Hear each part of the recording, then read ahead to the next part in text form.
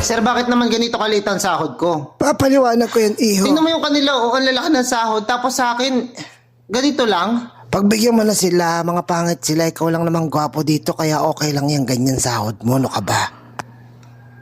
Para tong timang si Sir. Yung mga gwapo hindi na kailangan masyado ng pera, yung mga pangit talagang kailangan Wala nila. siya. Hindi naman. Para tong timang. Eh, ikaw, artistahin ka na eh. Kakailanganin mo pa ba yun? Hindi. Siyempre, kailangan ko rin dyan, Vincent. Kahit wala ka pera, kung sana ba lalapit na babae sa'yo, eh sila, pangit na sila, wala pa sila pera. Hindi naman. Oo, ang gwapo eh. Okay lang naman ko. Swerte ko nga eh, nakahanap ako ng kasing gwapo mo dito sa kumpanya ko, no ka ba? Tapos mabait ka pa, hawig pa ni Alden at John Lloyd. Ganun talaga. Dapat pinaunawa nyo na lang sa akin. Kasi naman to si Sir, hindi naman kaya... Gwapo na natutulungan pa yung kumpanya. Sige na nga, okay na nga to. Para naman tutimang si Sir.